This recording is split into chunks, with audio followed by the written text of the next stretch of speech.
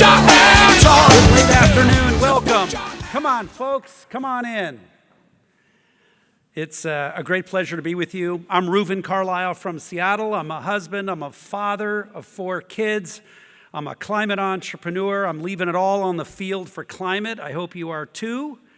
And I fundamentally believe we're at a moment in time where if you choose to leave it all on the field for climate, I can promise you that you will experience meaning and purpose and fulfillment beyond your wildest dreams. The purpose of our conversation, the purpose of this conference as we conclude another day is to embrace global best practices, thought leadership, but also moral authority. And the moral authority that comes from really deep learning. The institutional knowledge that comes from scar tissue. The work of the Paris Agreement, the letter and the spirit of the Paris Agreement is possible. Yes, reaching 1.5 has its challenges. And yes, we know the pathway. I come from Washington State, where I was proud for the last 14 years to serve as a state legislator. I was chairman of the State Senate Environment, Energy, and Technology Committee, where Governor Jay Inslee and I sponsored the legislation that makes Washington State the only state in the nation with binding enforceable commitments to the Paris Agreement and the policy framework to get there. The Clean Fuel Standard, cap and invest carbon pricing, methane capture, building efficiency standards, electrification of transportation, all built upon a framework of environmental justice and equity legislation that's the most progressive in the nation.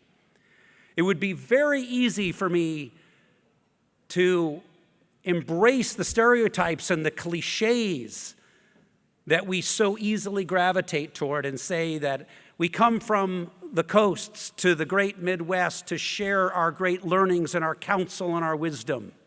And we know how deeply intellectually uninteresting that is. What's interesting is having the moral courage to meet people where they are, to embrace evidence-based global best practices, to learn with deep humility from everyone. It is categorically the opposite of not invented here. It's something authentic that comes when you learn about what's going on in the Nordics, when you learn how profoundly valuable some of these policies and market forces can be.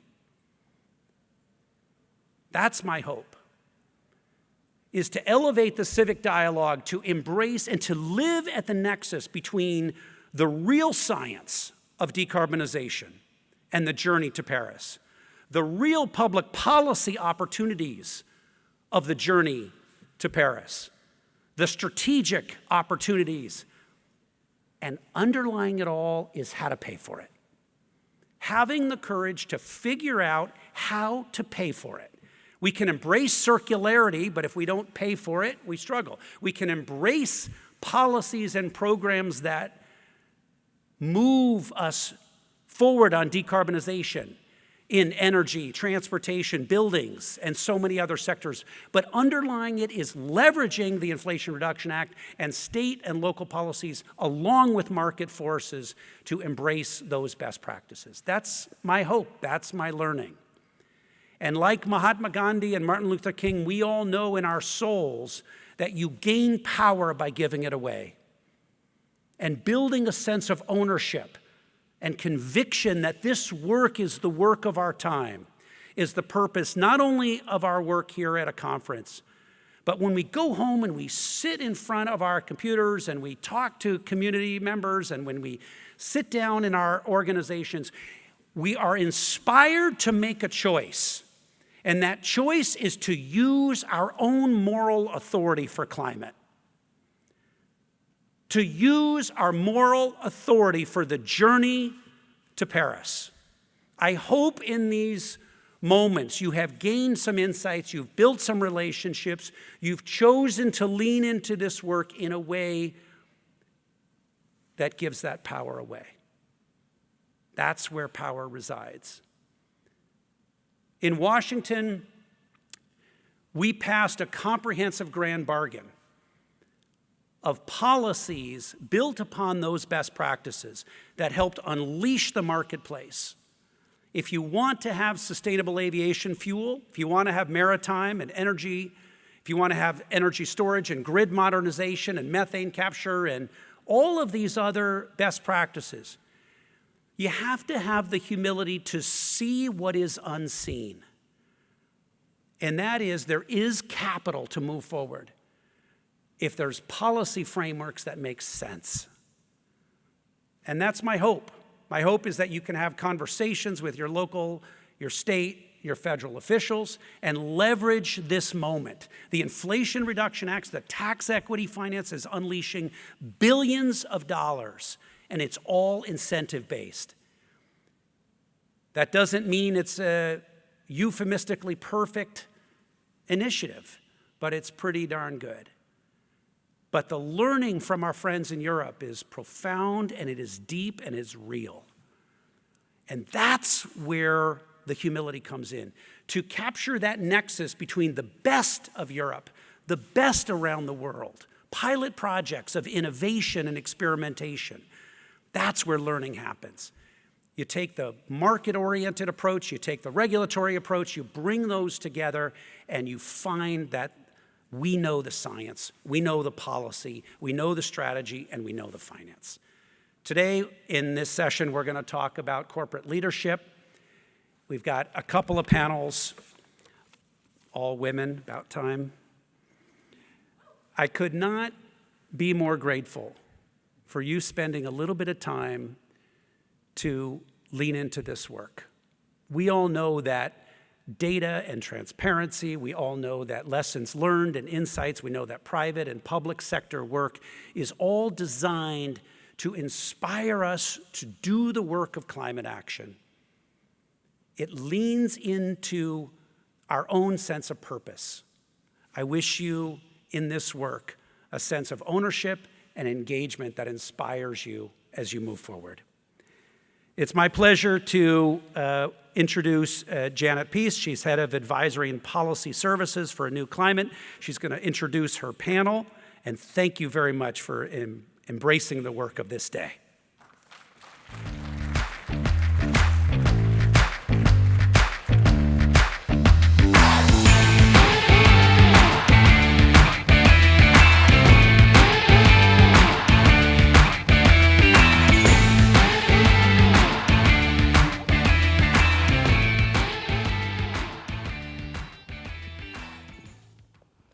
Inspiring, right? I love hearing Reuben talk. Hello, good afternoon, everybody. Thank you for sticking around for this last plenary. I think we have some good speakers in the next hour or so, and then we're going to have a fun dinner where we get to give some awards to people who are doing amazing things. I love that part. I love being able to look at innovation and innovators and say, okay, this is what it's all about. So we have, this session is all about data. Who thought there'd be a plenary about data? Anyway, I think it's very, very exciting, and I'm happy to be part of this one. Does everybody hear that okay, or is it just me echoing? Okay. So when I think about climate data, what do people normally think of, right? I mean, I'm an economist, so I usually think about big picture macro data, like what Lisa Jacobson was talking about this morning, and the amount of money that we're spending on innovation and clean tech, and how much low carbon innovation is actually being deployed. I mean, I think that is so exciting. But before you get to deploying cool tech, you actually have to know what the emissions are. Because really, at the end of the day, the climate is concerned about how many emissions we're putting into the atmosphere and what the atmospheric concentration is. So the actual numbers really matter. So when you think of fundamentals, emissions from different companies, what is the emissions data that companies are putting out there? That's what we're going to talk about in this session. Why is that important? Well, it's important, as I said, from the atmosphere, but it's also important for a company's credibility, right? I mean, there's lots of talk these days about greenwashing. So how do you get around greenwashing? Well, you put data out there. You tell people what you're doing. You tell people what your emissions look like. If you're going to talk about carbon neutrality, tell people how you got there. Scope 1, Scope 2, Scope 3. What are you using with market mechanisms? Are you using RECs? Are you using carbon credits? You need to disclose and talk about and be transparent with your data. So in this session, we have two speakers who can talk about that data very knowledgeably, and I think we're really lucky to have them. So Idan Dian at the end, she's a longtime friend, Vice President, Environment, Energy, and Chemical Management Programs, the Corporate Environmental Affairs Division of IBM. And then next to me, we have Shannon Seiert. I had to get practice that a little bit, Seiert. She's the Director of ESG and Climate at NASDAQ. So I think maybe we should just get going and start. I'm going to ask some questions, and then I thought if we have some time, we'll actually open it up, and you guys could ask some questions too, okay? So the first one would be, talk a little bit about how you're involved in data, and what are you doing about disclosure? Who are you disclosing it to? I always get questions we do at ANU, it's like, oh, are you giving it to GRI? What do you do with this data? Which is the best platform? So maybe we could talk about what you guys do with data and where you disclose and maybe why. Do you want to start? Sure. Okay. I'm happy to start. Okay. So, before getting into disclosure, we look at data is, at the end of the day, it's doing more than disclosure, right?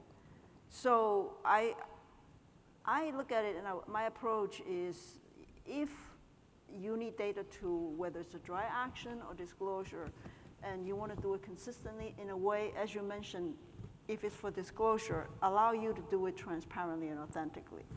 So in order for you to achieve that, I think first and foremost, you need to have a solid foundation of management system and processes so that you will be able to use the data or disclose data in a way that's consistent, as opposed to being driven by a requirement, whether it's a regulatory filing requirement or your company's own commitment. So that's where I start. Where do we disclose? How do you disclose? Or what best platform? My view is, what is important is that you put your information out in the public. Whether you go to platform 1, platform 3, or your company website, it really doesn't matter.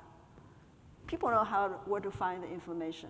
The key thing is make sure you have credible data, transparently describing what you are showing off, and platform neutral, in my view. Great. Shannon? Yeah, so I agree.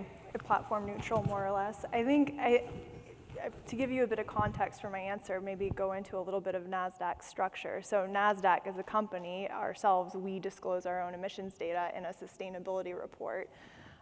But in addition to being a company that is subject or voluntold to disclose, we also obviously are a stock exchange, and within the NASDAQ company, there's multiple business units that support corporate issuers that are engaging in public markets or preparing to go public. So we work with many hundreds, if not thousands, of small cap and medium cap companies, in addition to the mega cap companies that usually have internal sustainability teams, and so they may be disclosing to CDP, they may be participating in the S&P, DJSI, et cetera, et cetera. But when we're working with our small and medium companies, the first place we usually encourage them to disclose is just in some public format, which could be on their website, it could be within a very short ESG or sustainability report. But what is important, to the point, is that you provide enough transparency in what's behind those numbers. So that way there's accuracy and credibility, and what investors are really looking for is comparability. That's a good lead-in for my next question. Mm-hmm. So you're a huge database for people who are investing. Mm-hmm. What kind of information do you think investors are actually looking for with respect to climate data? I really wish I could give you one answer or a clear answer. That's actually why I came to NASDAQ. So prior to NASDAQ, I was in-house at Hewlett-Packard Enterprise, and before that at Northrop Grumman, actually putting together like greenhouse gas inventories, climate risk disclosures, et cetera, et cetera. And I wanted to get closer to investors to understand what information they really wanted, how were they ingesting it, how were they using it to make decisions on where they chose to invest or allocate capital. And the answer is that it varies quite a lot, what data they're actually looking for and how they're using it to make investment decisions. In general, Scope 1 and Scope 2 emissions are kind of classic data items that if you look across various rating agencies such as MSCI, Sustainalytics, ISS, they all have Scope 1 and Scope 2 requirements usually for disclosure no matter which industry you're in. Well, if you think about the Task Force on Climate-Related Financial Disclosure, TCFD, they asked a lot more than just what your emissions are. Correct. Do you think that investors are interested in what your climate risks look like? Yeah, absolutely. And I think, you can see that, within TCFD framework came about, and that was really an investor-driven framework, right? It was the Financial Stability Board that asked for a group to be convened to put together a framework that provided consistency for corporate issuers and financial institutions on how to describe climate risks. That framework, the TCFD framework, is now being folded into the ISSB standards as part of S2. And that, of course, is underneath the, International Financial Regulatory Standards, I believe. So a lot of this is being driven by investors and by the finance community. And of course, that's also being folded into regulations in different parts of the world and also a bit domestically as well. Before we were new, we were Blue Source and we had another sister company, Element Markets, and we were merged when we were purchased basically by an equity investor. And one of the first questions they asked us was, tell us what your risks are. Tell us what your opportunities are. I'm like, I remember these informations from TCFD. We can fill this out for you. It was interesting because I'm like, okay, you really want to know that? I'm glad. Yeah, I think the governance structure, if you look at the TCFD framework, the governance structure around how the board is managing the risks or monitoring the risks, and the management teams are really important. So there's a lot of structural and risk management processes that are important to be transparent about in addition to just quantifying your greenhouse gas emissions. TPG sends us a survey quarterly. They want that information quarterly. So Don, I have known you for a while, and for as long as I've known you, you've talked about your greenhouse gas reporting. There's many people at IBM that do this. It's a big thing. Where's the demand for this data? Because you were doing it long before ISB, before the Task Force on Climate-Related Financial Disclosure got involved. You guys have been collecting this data for a very long time. Where's the demand? What was the demand then for it? And how has it changed, or is it internal, external? Where's the demand for your data coming from? Good question, Janet. And so you give me an opportunity. We have been disclosing since the early 2000s. I think we were one of the 3 manufacturers to disclose against DOE's 1605B GHG emissions requirement. So demand, I think it's both internal and external, but let me start with internal. I think that is probably more sustained and more important. We as a company have always recognized the value of data because fact-based decision is sort of like everybody wants, right? And data plays a role in that. To give you an example, we have a formal energy conservation program since 1973 during the first Arab oil embargo, and that program sustained to this day. In the meantime, since the 70s to this day, IBM has transformed from a vertically integrated manufacturer. At the time, we were pretty much all hardware company. To today, we're pretty much a software company. So the reason I brought that up is data, the role of data, plays a role using energy conservation as an example, right? When you are hardware manufacturing, my experience, I was with IBM a long time, 4 decades. I've been in that position. The opportunity to conserve energy when you are a manufacturer is much greater than an opportunity for a software company. Data help us, right? When you will have picked the low-hanging fruit and all of the above, increasingly data plays a role to help you identify opportunity, to help you prioritize opportunity, investment, so that you are able to invest, to get results, and drive programs, that is a win-win for both business and the environment. And my learning over the years has been that for us to be able to sustain, to deliver results, what we do must make both business and environmental sense. Data, like I said, plays a huge role. At Anew, we have done our footprint for the last, I think, I don't know, 10 years, both companies. And Scope 3 is really hard. I mean, we don't have any Scope 1 basically because we rent, we're consulting, we don't have any direct emissions because we don't build anything. But figuring out what our Scope 3 is, really hard. And actually that difficulty actually drove us to actually change how we do our travel. Because, we can't collect that data, it's really hard, let's come up with a new system. So that actually drove us to actually be more efficient with how we actually do our travel. So that's not necessarily, that's maybe an opportunity for us, but when you have looked at your data, have you ever identified something that might be a risk coming at you and you maybe changed something so that you could avoid that risk? I don't know if we've identified things more in the risk side. I mean, if you look at relative to different industries, right, you kind of put that in perspective. I wouldn't say any unique climate risk per se. I think we will probably hit against other business risks, whether it's in security, privacy risk, before we would more uniquely be challenged. Not that climate risk isn't important, but just for the business, for the industry that we're in, I think that's a little bit different. But external demand is around. I mean, there's more of late. Clients are interested. Some clients, like you said, their interest may be they want to better understand their Scope 3 emissions, us being their supplier. Others, clients do that for different reasons. Some just want to report. Some are more grounded in engaging with suppliers to collaborate, to do things together. So it really varies. I've always held the view that you focus on Scope 3. There has to be a reason why you focus on what category of Scope 3. I mean, for a company like us, there are only two categories that matter, right? Scope 3 and others. And one of them, it's just like everybody else is category 1. And I can't get excited over spending on buying people time. I'm sorry. And that is for a software company, for most companies in our industry, great majority of category 1 spend goes to people. That's a very different category 1 than a different industry, right? And I'm not expert in those industries, but it's very different. So to me, if you want to collect Scope 3 data or whatever data, I will want to first understand what am I going to use the data for to get real results, not just for disclosure. So. Okay, so we don't have a lot of time in this session, and I'm hoping that we have time for one question from the audience.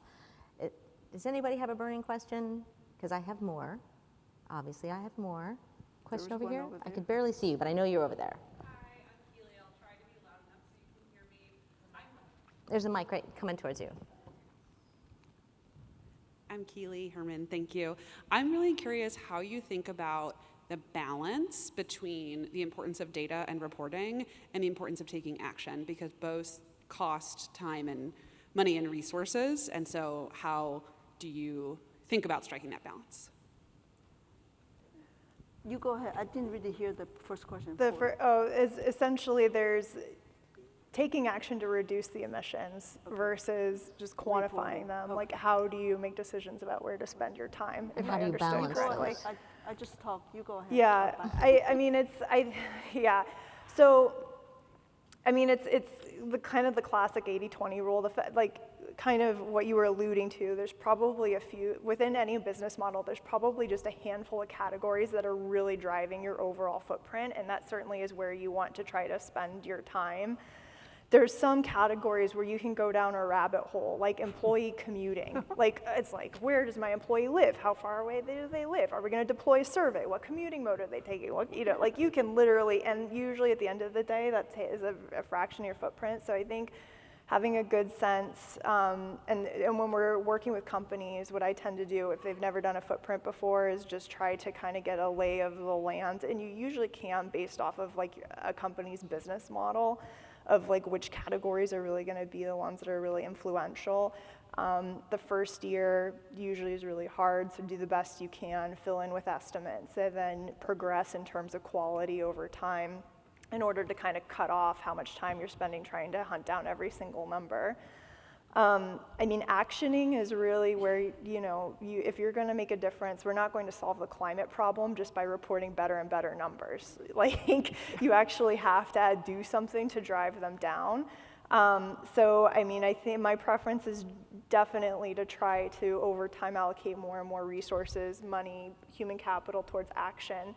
I think the kiss of death can really come with where are you going to report this to? GRI, CDP, down to, it's just, it can go on for, you can literally spend an entire year just ramping up for these disclosures.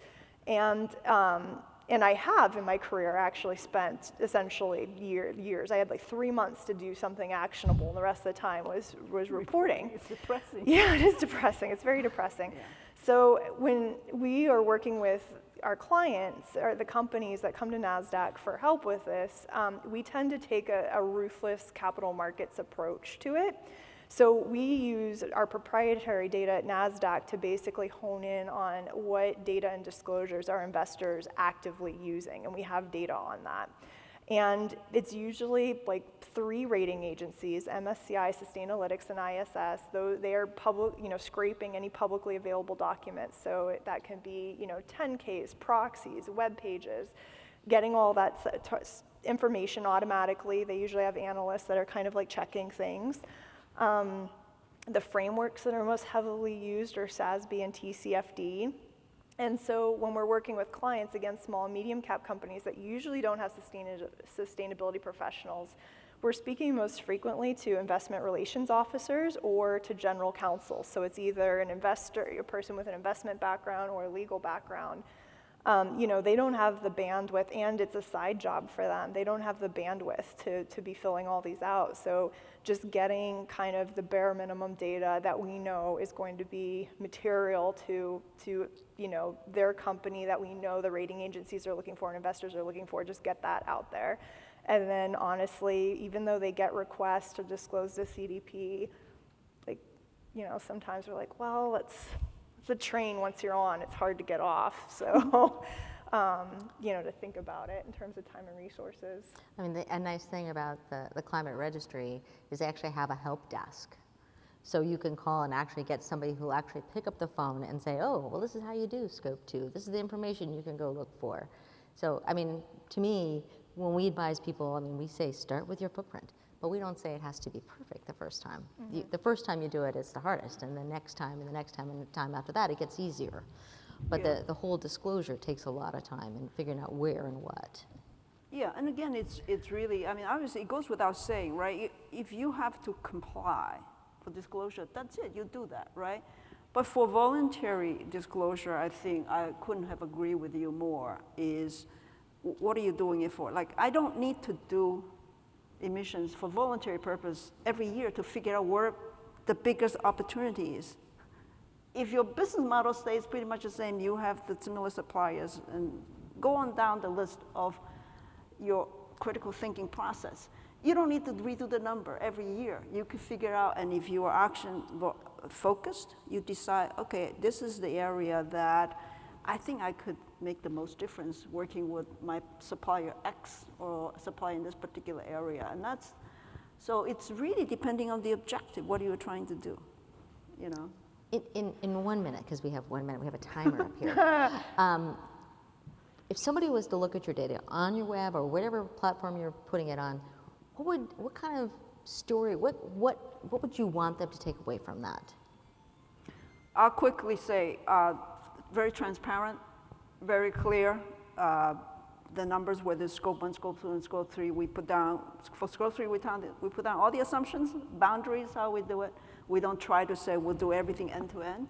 We actually more focus on where we could make reasonable assumptions and come up with a number that's explainable. Credibility. Yeah. Shannon? And I would say numbers and an inventory that follows your business model. Like if you're a car manufacturer, then there's a category within scope 3 that I'm especially interested in looking at. I'm not going to be interested in your emissions of waste generated in operations. Like that's going to be a blip category compared one. to right. Yeah. So I think having having an emissions inventory and data that is aligned with and supports your business model, and some thought in terms of the articulation of that data whenever you're putting it in whatever disclosure platform, public platform you choose to do. So, Have you ever had anybody go back and look at your historic data and say, oh, look at the trend? Look what you did 10 years ago versus what you've done now. I love looking at trends. I do too, but I might be a nerd. Well, I know I am. I love looking at inventory data. What I find fascinating is that a lot of companies go through usually massive structural changes that really disrupts any type of long-term trend analysis. But I think that part's like pretty fascinating. Because you have to, okay, we just got purchased. We just, spun us group off. Yeah, yeah. It's Which is, fascinating. sometimes there are forces like that you really can't control. To the extent it's within your control, that's why we very much management system and process people. So what we do is not people dependent. That doesn't address a problem we just got bought by somebody. Well, it's a different story, but as long as we're within the same organization, we try to have a system-driven approach. So it's consistent, you're able to go back. We found merging systems are the most difficult. We do it that way, you do it that way. But once you get the hang of it, it's like, then we're like, okay, well, we have disclosed this, and our assumptions are really important. Yeah. And those could change, and that I don't think there's anything wrong with changing that, but if you document it, at a given time, this is the thinking, and then, I think it comes back to the 80-20 rule. I mean, you could dig and try to get it perfect, but is it ever really going to be You never perfect get perfect with with scope 3, because primary source data, for the most part, does not exist. Yeah, it's No, a primary false. source data simply does not exist. Yeah. It's not a technology problem. It's just the nature of the beast. It is, and there are some places that you can look for data, but you can go on DOE's website and you can get some factors, right? Some emission factors, and you can use those to estimate. Those are not primary source data. No, and they're Those not are perfect secondary. either. Yeah, not only they're not primary source, they're not perfect, because you're using an industry average, which often is dated. It's like 3 years old, right? The factors are 3 years old, based on 3 years ago's economy and so forth. Would you want people to look at this data and say, you're taking action?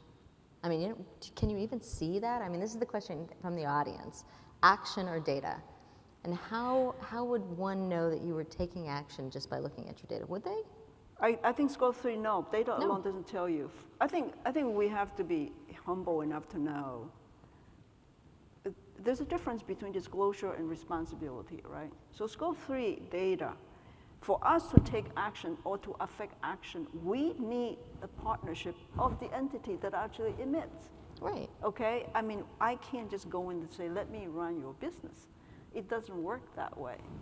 But if you identify an area that you have the ability to influence, or that is the area that you can get the most bang, right, out of your resource, you talk to the supplier, or you talk to your client, because the value chain, and you work together. But I don't think that a company really could claim that, or could demonstrate that you reduce it. No, you did not, because you don't own the operation of that company. Right. If you look at data over time, you would hope that you could see that you've reduced and you've done things to reduce those emissions. It's very hard, Janet, Yeah. because your supply chain change, your model change is very hard to, I'm not a downer here. I'm just giving you the reality, because I work in this area all It day. is. It is really a challenge. It's very difficult to demonstrate progress without taking credit of someone else's.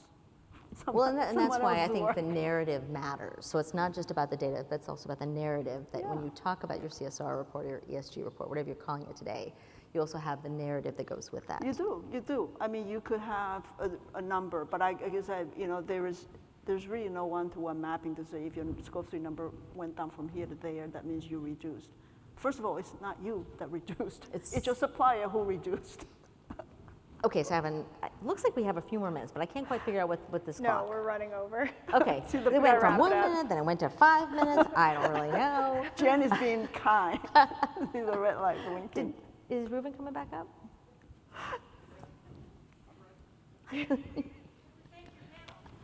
No, I just want to make sure we're all set. Okay, so I mean, again, data is not the coolest topic in the world, but it's important. And everybody today this is all about data and disclosure. That's what the topic of the day is. And it was great to have two folks who actually have very informed opinions about that topic. So please join with me in thanking Thank our you. Thank you so much, Janet, Adan, and Shannon. Appreciate it very much.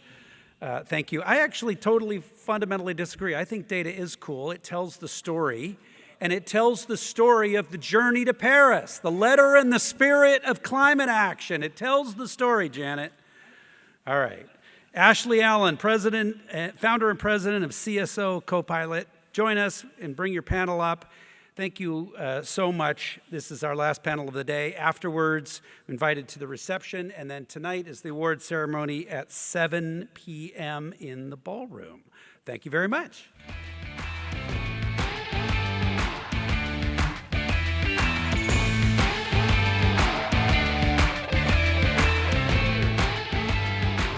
Okay.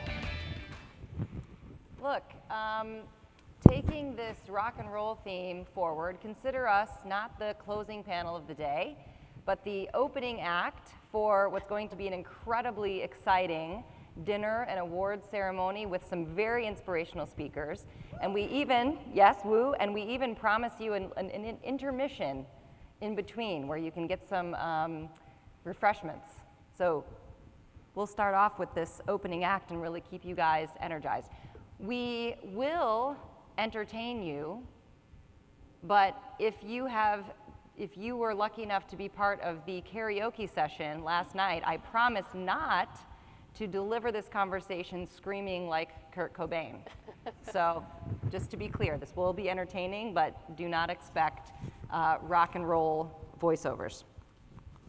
I'm really, really pleased to be here with two amazing corporate climate actors who are right in the thick of turning around how their company impacts climate change and other environmental and ESG issues. So I'm really pleased to speak with Sia Zeros, who is the Vice President of Climate Strategy at MasterCard, and Whitney Keikos, who's the Director of Supply Chain Sustainability at Keurig Dr. Pepper. And so we're going to hear from two very specific company experiences on what it really means to be a corporate climate leader, not only what's fun and easy and low-hanging, but also what the challenges are, and really both, what's sort of blocking the way, but what are some of the tools that are actually working to engage their supply chains and their suppliers, where, as we've heard, so much of the impact is taking place.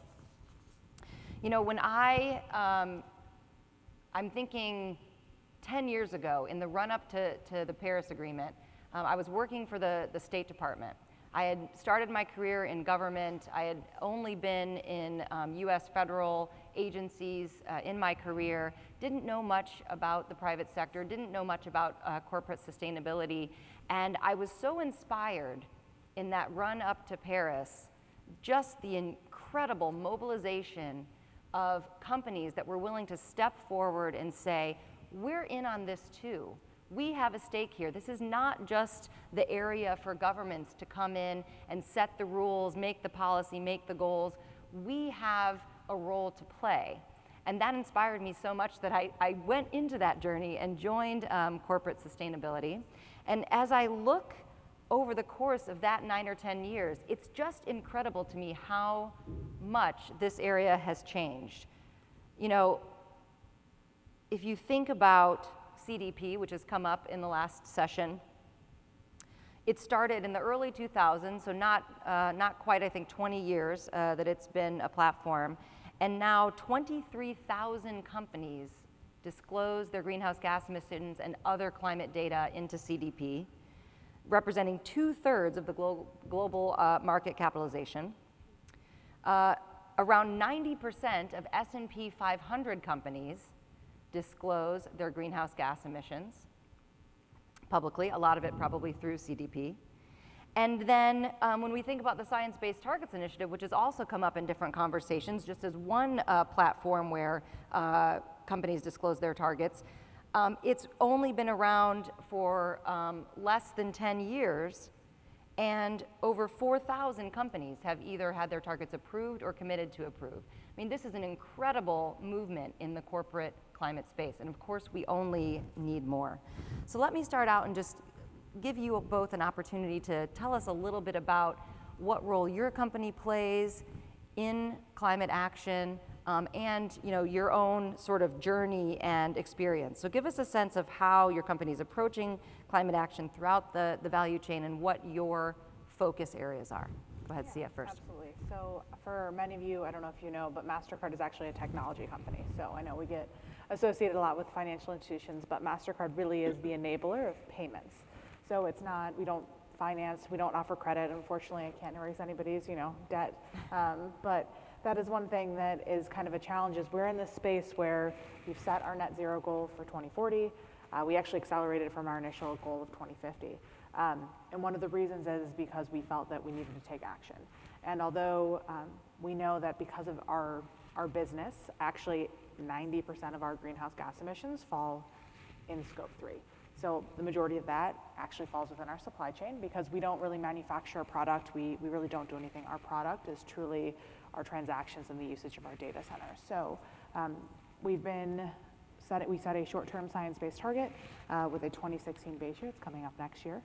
We also have set a SBTI aligned, as I said, that net zero target. So working and engaging with our supply chain is the only way we're going to be successful in reaching our net zero goal. So it's really critical about that engagement, understanding that data, but also helping and collaborating with your suppliers to get them where they need to be. Because that's one aspect is, as I think it's mentioned, not everybody has the same journey, but how can you work with them and encourage them to join you on it? And we'll dig into that a bit more. And it's interesting you bring up, for you, that scope 3, that supplier body really looks like data centers. And so I'd love to dig more into that with you. But first, let's go to Whitney. What does your company look like? Is it really just Dr. Different. Pepper? What are we looking at? Yeah, I love this panel because we have two very different examples that really show you that your context really matters. So Keurig Dr. Pepper, I think I should explain a little bit. It's a beverage company with a North American footprint, and I'm sure many of you have heard of Keurig, so we're talking about the coffee machines, the coffee brands that go with them, and Dr. Pepper, but it's actually a house of many, many more brands, 125, including some that we own and some that we partner with. So I'll throw out a few names: 7-Up, Canada Dry, in addition to Dr. Pepper in the soda space, Snapple, Nantucket Nectars, Mott's, so applesauce and apple juice, and mixers, Real Lemon, Real Lime, so a whole portfolio under there. So when you think about climate action, we also have a science-based target. It's currently set on the 2-degree pathway. We're working to update that, working to incorporate FLAG, everything that's coming with the revisions coming down the pike. And I guess I'd call out a couple of things. On scope 1 and 2, the really big issue for us is a fleet. So as a company, we have a very large distribution network, over 150, I think, warehouses and distribution centers, and then all the trucking that's going on around those. So fleet is the real sticking point, I know, for our company. We don't have a net zero goal. One of the reasons we don't is that we can't see that glide path. We're one of those companies that needs to have the glide path in place to get the leadership on board. And so fleet is a great example of one of those places where we can't see how to get from here to there. So that's part of the reality for us. On the scope 3 side, to wrap it out, we have worked on some reductions in particular categories that are non-agricultural. So packaging has been a big one where we've achieved some reductions. And then we've taken a supplier engagement approach. So working with suppliers to set their own SBTs. So part of that has been with the S-Locked folks, so shout out to them. We've participated in that program. But my piece of the puzzle is really more on agriculture, so I know we'll dig into this a little bit more, but we're trying to engage more deeply with agricultural upstream suppliers through the lens of regenerative agriculture. So that's been our way to take some learnings from the coffee side of our business, where we've been doing climate smart ag, water smart ag, call it different things, but fits under this banner, and then bring that over to other supply chains. So I can get into details on that more.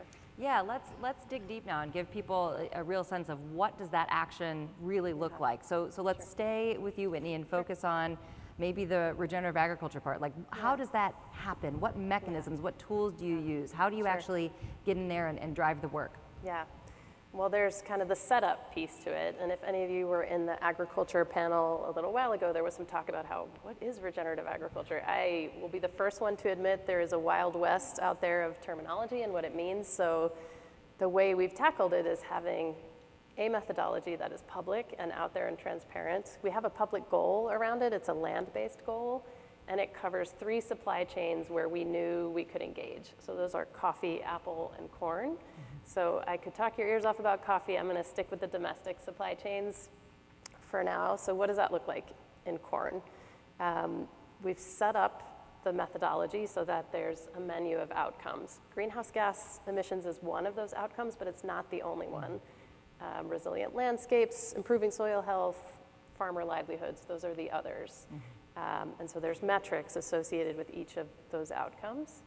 And then for corn, to get a bit more granular with an example, we buy a lot of high fructose corn syrup. Not the most charismatic ingredient that people want to shout about, but it's domestically sourced through partners like ADM. And one of the Regen Ag engagements we have going on has ADM at the table as they're the link to the farmers. We have PepsiCo also at the table, so they also purchase high fructose corn syrup from this same factory in Nebraska. We have a farmer-focused NGO called Practical Farmers of Iowa, and then a measurement partner called Farmers Business Network. So all of these players are coming around this shared supply shed for us as the buyers. And the intervention is around cover cropping. So we're cost-sharing payments to farmers to cover crop when they would not have otherwise cover cropped. So there is impacts on a bunch of different metrics there. Maybe one thing to say is we're not currently counting the climate impacts toward our goal. So this is an interesting, tricky space.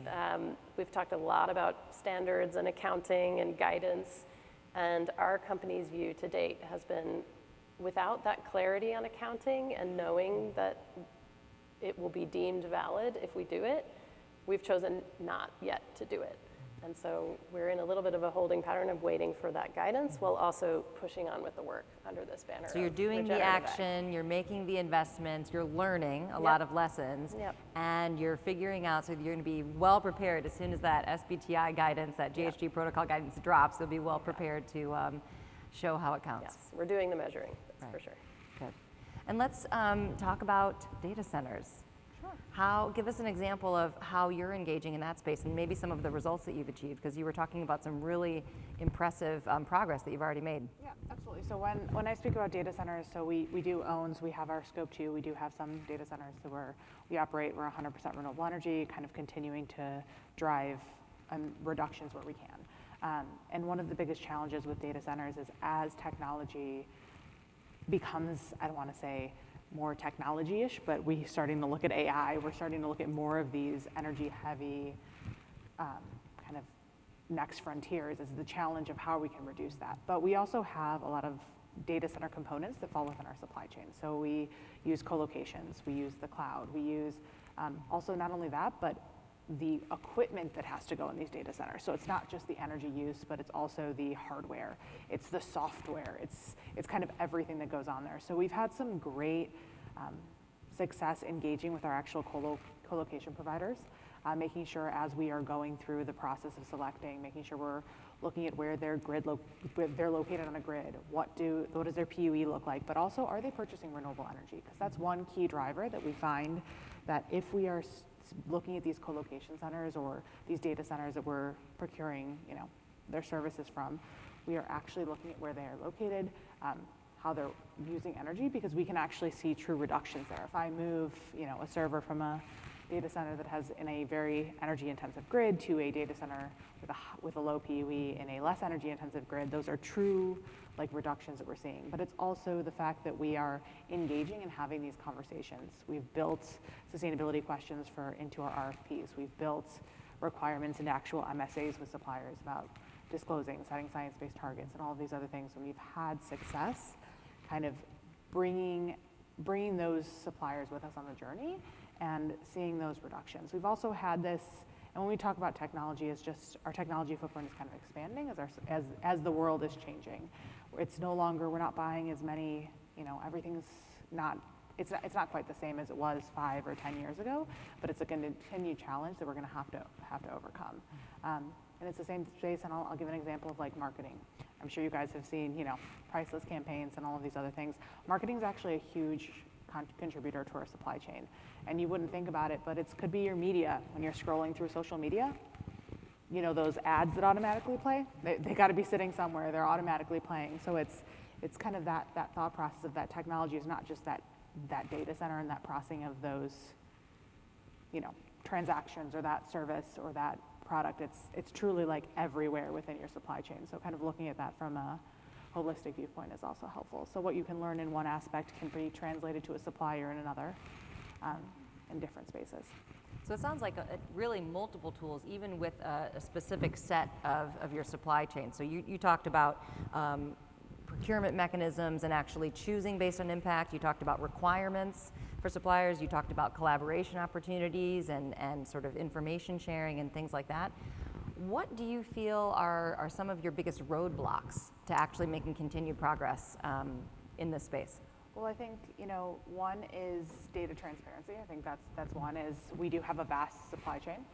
So the fact is we can't, when we're collaborating and engaging with suppliers, we can't necessarily determine, I call them levers, so I'll call them levers, what levers we can engage with in a supplier. So if suppliers aren't transparent or aren't reporting or anything else like that, I don't know their business model. I don't work within their organization, so I don't know if a lever for them is business travel. Maybe they have a substantial business traveling, component of their business, or maybe they actually own more real estate than we were aware of. And there's a lot of areas, if there's no reporting, it kind of blocks us from that collaboration and engagement, because our goal is not necessarily our goal is to bring them on the journey with us, not to necessarily go to our suppliers and be like, no, we're done. It's how can we get them where they need to be or they want to be, and how can we make joint projects to kind of reduce that. Mm-hmm. So both reducing our own as well as their own, and also the fact that we want them to be able to take this information and provide it to their other customers.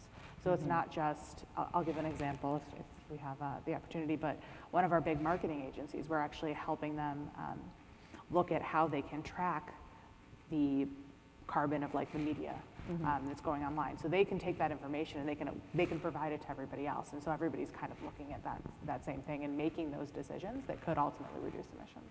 So really collaboration on the data and increased data availability and measurement. Do you feel like some of the disclosure requirements that we've been talking about, that the last panel talked about, that we've been talking about throughout this conference, do you think that will help you in your efforts? Is that going to be a benefit? I absolutely hope so. I mean, that is it's got to be good for something. It's got to be, yeah.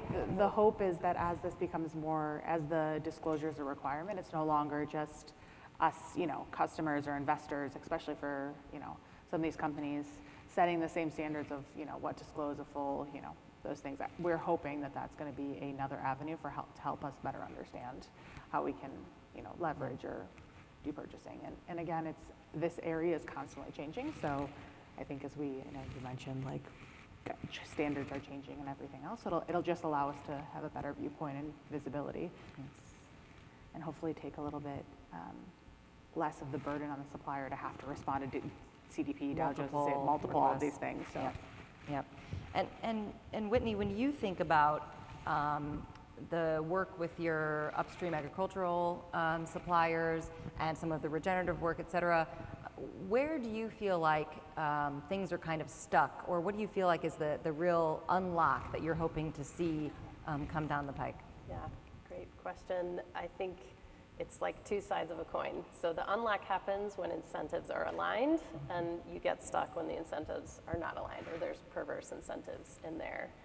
And an example to jump to a different supply chain is Apple. So I mentioned that we own the Mott's brand. So if you guys know Mott's applesauce, we source whole apples to make that applesauce, predominantly from one region in upstate New York along a different lake, Lake Ontario, near Rochester. And that supply chain is where it's a great space to look at these incentives and how they play out. So we, unlike high fructose corn syrup, we contract directly with around 100 growers. So individual contracts. So we know who they are, we know where they are. They're all hyper local around the manufacturing plant that makes the applesauce. So it's a fantastic opportunity, right, where we can have impact, use influence for good, also give support and have that impact in the supply chain. So in terms of incentives, we have this great program that we've launched in the last couple of years on native pollinators. And the way these incentives are playing out, and maybe some of you know this was a big surprise to me, most apple growers rent non-domestic honeybees to pollinate their crop. So they spend thousands of dollars on this every season. These bee hives are hauled in on trucks, put out into the orchards during bloom. So when the trees are flowering, the bees do their thing, and then they're hauled away. And it's a fairly big expense, and there are native pollinator populations that have really struggled, as you guys have probably heard headlines about pollinators. So while the carbon impacts that we felt we could have in this apple supply chain were relatively low compared to, say, corn or apple, this focus on biodiversity made sense for this community. And so the growers, they care about pollinators. They know that they do a job. They know they could save money if they didn't have to rent these bees. And what we could bring to the table was we can convene the experts. So we have brought in the IPM Institute of North America, which looks at integrated pest management.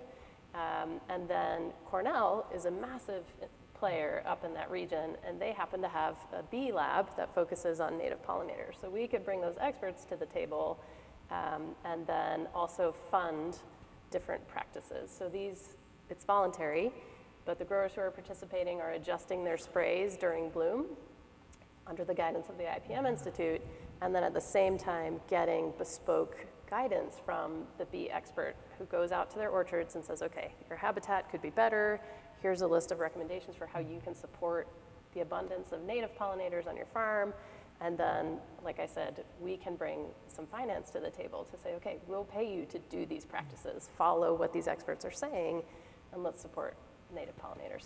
So that's the incentives being aligned. The misalignment is this example I also learned from the apple industry, where this same group of farmers, they often do not buy crop insurance because they, so their type of apple is called a processing apple. It's going to go into, being made into something as opposed to going whole into the grocery store.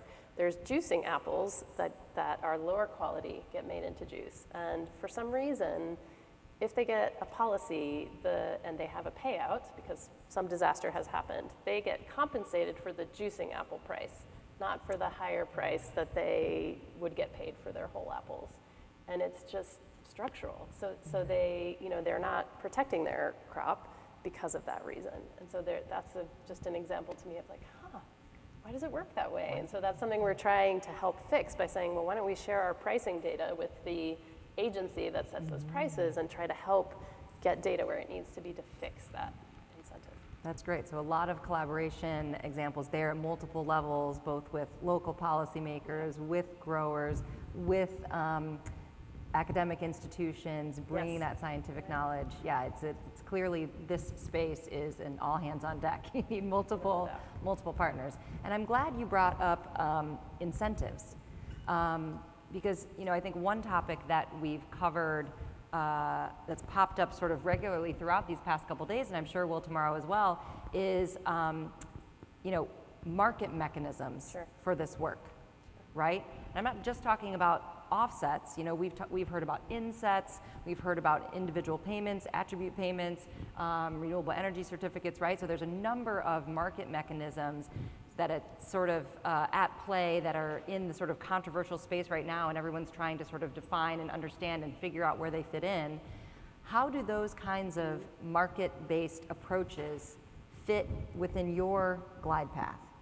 So I'll start with you, Sia. Yeah, and I think ours a little bit different because we are really looking at kind of carbon greenhouse gas emissions. And I mentioned we're already utilizing the market base that exists today with the greenhouse gas protocol. So we encourage one of our levers kind of in our guide path is that renewable energy. So purchasing that renewable energy, that market-based emissions, focusing on that market-based emission reduction for that scope 2. And I think kind of one of the challenge that we move forward is these technologies are coming out faster than the greenhouse gas or the protocols or the standards, you know, existed. So for example, how can you account for the only market-based right now is renewable energy credits, and we can see that in our supply chain how that's working. So what happens if there are, you know, being able to account for biodiesel, being able to account for sustainable aviation fuels, and kind of these other areas, and how is that going to play in? Because that's where the technology is, and I think it's just going to take a little bit for those standards and those protocols to get where that technology is. Because, you know, let's be honest, when greenhouse gas protocol like SAF was not a commonly used word, and now I've heard it about 6 times today. So I think that's kind of where that is. It's an important lever. I think that's going to get us all. That's an important lever that a lot of corporations are going to have to start pulling to get to their net zero journeys or aligning. So I think it has to greenhouse gas or the protocols, and not just greenhouse gas, but all protocols and standards need to kind of start catching up. Catch up. And so just to sort of summarize or make sure I'm reflecting what you're saying. So you're working with your suppliers. Maybe your data center suppliers are purchasing RECs as one step. Maybe they also need to look at broader mechanisms, but then still there's a question on if they're doing that and you're not doing it. You know how to do it, you know how to account for it if it's in your scope 2, but if they're taking that action, how can you confidently include that in your scope 3 accounting? Correct. Yeah. Which is a challenge. Right. And what about you, Whitney? How is here at Dr. Pepper looking at market mechanisms? Yeah, two ways I'll comment on.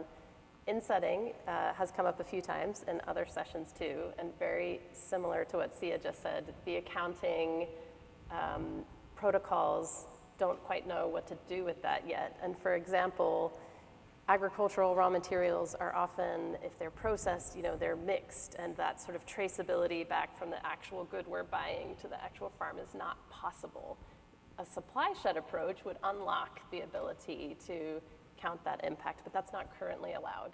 And so that's huge for coffee, for corn, you know, for these raw materials that are going through this kind of transformation and can be traced back to a supply shed. That's a huge unlock, and it feels like such a no-brainer to me that it has to come. So we're kind of eagerly awaiting that outcome. And another aspect of the insetting piece, I mentioned, you know, we're generating carbon savings, but not counting them toward our goal. For example, in coffee, we have implementers on the ground who are doing this work in a few different origins in coffee that are saying to us, hey, we're going to go into this credit space because this is income for farmers that are getting payment for ecosystem services. You are funding this work here at Dr. Pepper, those credits should be yours. But if you don't buy them, somebody else is going to come buy them as offsets. So they're going to go, are you doing it or not? And yet we can't count them. So it's this little bit crazy situation. So I hope that will evolve and change quite soon. And I guess final add on market mechanisms. I mean, the corn and the apple work I just described, we are paying $1 per acre incentive. Like that's a simple market mechanism, is that growers, farmers who are very risk averse, and rightfully risk averse, they need support to make that transition. So those kind of payments is the simplest market mechanism I can say that we have seen success with changing farmer practices. Direct payments to farmers, right. Yep. And I mean, it's been really helpful as you've described this work, because I think you've reminded us all that climate change is not the only impact that matters, even though, you know, obviously it matters to all of us and we sort of live, eat, and breathe it daily. But there are so many other issues that are either could be co-benefits to this work or also trade-offs. So maybe talk a little bit more about how how your climate work is kind of intersecting with some of these other outcomes you're trying to achieve, especially if there are any trade-offs that you're noticing. Yes, yeah. I think it's a lot of potential upside. So to give you an example, water. KDP has corporate water goals and a 2050 water ambition, and we know that working on cover cropping has a positive impact on water quality. So if we can draw those connections and get the right measurement in place to say, okay, this cover cropping is happening here, the runoff that eventually ends up in the Mississippi and down into the Delta, this is helping to improve that situation and find the right metrics to count that toward a water goal. Those same dollars spent by KDP now have a double ROI that makes our business case even stronger. So water is a big one we're looking at, similar to the Apple example. So that's Lake Ontario. So all of these farms are right along the lake. And same thing, you know, they have tile drains that drain out into creeks, which drain into the lake. So that it should be easy, but there's some measurement steps we have to put in there. And I guess the other one I would call out is livelihoods. So we have a long history of this work in the coffee space on looking at farmer livelihoods and recognizing the connection between profitability needing to be in place first, and then the ability to focus on climate or water, whatever it may be. And so that they're so interconnected. Well, let's, test, there we go. Let's get a question or two from the audience, and while you guys are thinking of that and raising your hand, let me just pivot to this question for you, Whitney. Sorry, Sia. What about the consumer angle? So MasterCard is well known by consumers. You know, many of us probably have a MasterCard in our purses or our pockets. So what do consumers think about all this in terms of MasterCard's consumers, and how are you engaging with them on these climate topics? Yeah, and it's kind of an interesting area because, as I've mentioned previously, like, we don't actually directly engage with consumers. There's no kind of like, a customer doesn't necessarily buy our product. They buy a product that is branded by us through another kind of like, so we are a B2B kind of organization, but as you guys all know, like you said, everybody kind of knows the brand and everything else, which is interesting. So we actually have some interesting studies on sustainable consumption and how consumers are consuming sustainably right now. So I do encourage, I don't know the numbers off the top of my head, but we do have them published in our annual ESG report.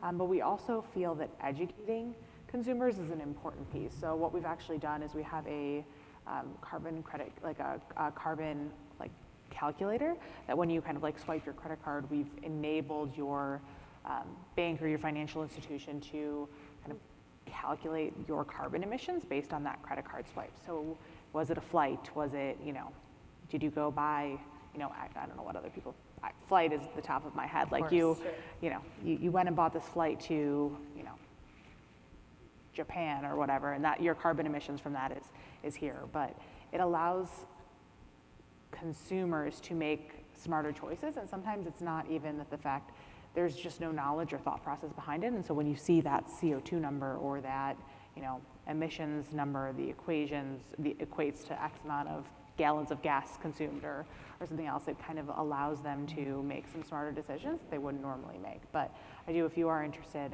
we have we have some studies on sustainable consumers, what they're kind of looking for and everything else that are out there. So it's an interesting aspect. Just out of curiosity, has anyone in the audience used that feature with whether it's MasterCard or another company, has anybody used that feature? Have you seen it? Okay, so a couple. Now, if you're like me, you're all gonna go and check and see if you can access that information from your bank. Any questions from the audience? Anything come up? What's on the top of your minds? Everybody wants a cocktail, I think. Yeah, I mean, We're I have almost there. questions on the bees. So. 3 minutes away.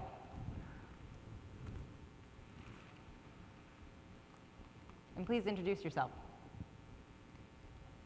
Thank you. Great panel discussion. I'm Beth Tomlinson with Stantec, and my question is on the emissions reporting for data center use.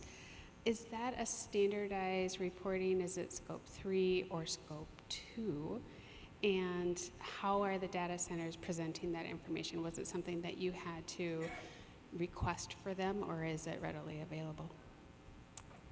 Sure, and I think that answer totally depends on your business model. So as I said, so we actually do have data centers that we fully own and operate. So we own the land, we own the building, we own the energy feeds, we have the land where we can put on renewable energy. That's actually one thing. All of our data centers that we own have on-site renewable energy, but that's one aspect. And then there's kind of these other areas, like I said, like the co-locations where you don't necessarily have operational control of that area. So it actually totally depends on the business model of your organization. So for some, it could totally be that you're only operating in co-locations and you're only operating in the cloud. So you don't have those data center scope 2 emissions. There are others who choose to own their data centers and run them operationally or have a higher impact in that, and they falls in the scope 2. So it really depends on how your business model is and how you're engaging with those either suppliers or your own data centers. And I think that's one area where it really just depends on you as a organization choose to engage or choose to own those data centers. So it sounds like for MasterCard, it's a combination. Yes. You've got scope 2, data centers that fall into scope 2, you've got data centers that fall into scope 3. Yes. For your data center suppliers that are in your scope 3, how are you getting that information from them? Oh yeah, that's a secondary question. We have to request it. So we have, it's not something that's actually not true. There are some great co-location suppliers that are really established that don't even have to ask. It comes as part of your standard. You sign the contract, they're like, oh, we give you a monthly report that's X, Y, and Z. And then there are some we also have a fun challenge of having to do on soil for transactions. So it's another challenge where you have to be in that country soil, and so you are limited in your options. And in that case, we have to write it in our contracts with those suppliers that our expectation is that we're getting this like X, Y, and Z reported to us on a monthly, quarterly, annual basis. There are different things that we ask for. So we have it written into our contractual obligations with those kind of like co-location or those data suppliers. We actually have it in a lot of our suppliers. Yeah. Interesting. Well, in our last minute, let's look into your crystal ball. So amazing corporate sustainability leaders down in the work, getting it all done. If you had to look in the crystal ball and say 10 years from now, what is going to have fundamentally changed that unlocked some major progress in your specific industry? Let's start with you, Whitney.